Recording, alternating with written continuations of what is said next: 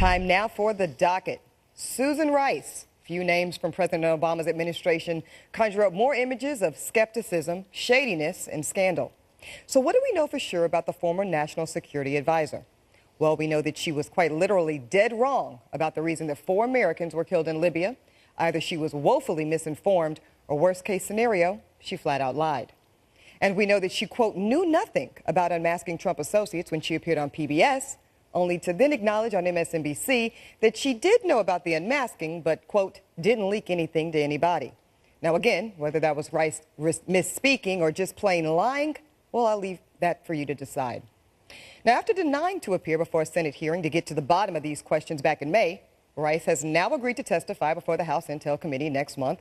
And the all-important question will be, did she break the law by unmasking Trump associates and her overall handling of classified information? It sounds really intense, and it is absolutely very important. But from a legal standpoint, it will likely prove to be anticlimactic, because as politically motivated as it might have been, that will be nearly impossible to prove, because the only legal standard for unmasking is that she needed to learn the names of U.S. citizens who were incidentally collected because it provided some foreign intelligence value. Now, that's about as broad of a legal standard as our system allows, but the point is, it's allowed.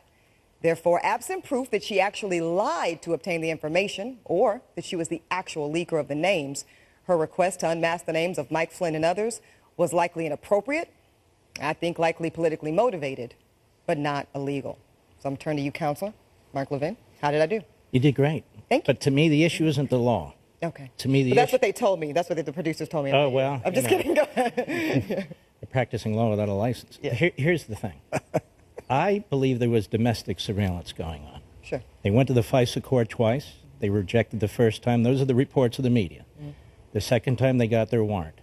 That judge is furious with what they did with that warrant and their abuse of power, and she said so.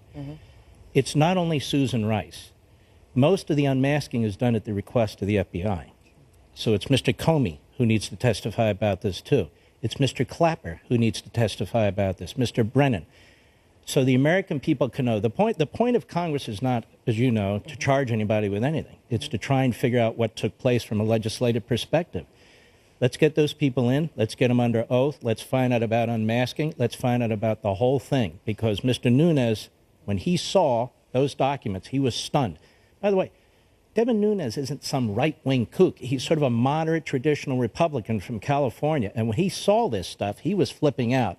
So I think we do need to get to the bottom of it. Absolutely. What are you looking forward to? I think, just echoing your point, I think it will be ultimately anticlimactic. I kind of picture her like Joe Pesci, bragging to the rest of the mobsters about, they got nothing on me, out of me, nothing. You know what I mean? It's like, I don't feel like she's ever going to give up any information, because it's more about party and speaking points and agenda and covering everyone than the American people finding out the truth. Here's my thing, though. I don't think this is one of those instances where it's, okay, it's legal, let's just let it go and keep living how we were living. I think it's, okay, this was legal, let's take a look at the law.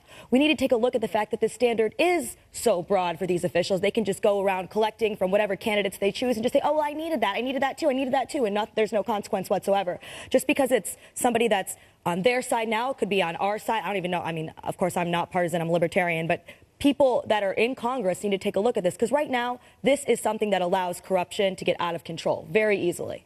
So there are 2 issues, and you point that out in the docket. There's the unmasking and there's the leaking. So on the unmasking part, we can have her testify and point to the fact that she, Susan Rice, chose to unmask General Flynn when the CIA, the FBI, and the NSA said, no, he needs to stay masked. There's nothing about unmasking him that's going to make the country safer. There's a reason she did it, likely politically, as you point out. And if that's okay with everyone, that's fine with me. But then she goes, and you point out, she goes one step further and says, but I didn't leak. And we're supposed to believe Susan Rice that she didn't leak when she lied. I'm going to say it, Ebony. She lied about Benghazi. She was the one who went out on 5 different talk shows on September 25th and said it was a video that inspired Benghazi. And she knew very well, we know in hindsight now, that she was made well aware it had nothing to do with the video and it was a terror attack. So if you're going to trust her, you can't trust her. But I mean, Eric, wasn't she kind of the foot soldier? I mean, she was told to bring that information to the Sunday shows. Okay. So I'm saying, Fine. like, now but she did now the gloves are off. 5 shows and say, It was the video that inspired the Benghazi attacks, knowing very well that it wasn't. So now she's saying, yeah, but I didn't leak. Here's the bottom line. Yes. The evidence exists on who asked for what. The NSA said they have it. The FBI has it too.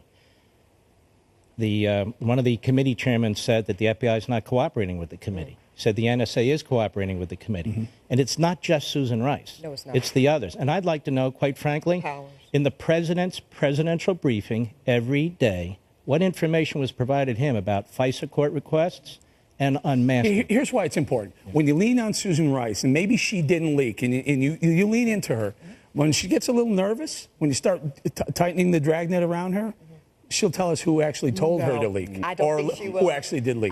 Then she'll go to jail. I don't think someone's going to. You can't do it. Someone committed a felony. Somebody. They'll find some low-level patsy and hang it on. Listen, I wish these members of Congress were smart enough to do that. They're not smart enough to do that. Yeah. But she should testify. Yeah, at least she's testifying this time, which is more than we can say back in May. Up next, the firestorm between President Trump and MSNBC host Joe Scarborough and Mika Brzezinski escalating into a complete inferno. Now, even with allegations of blackmail. Stay with us.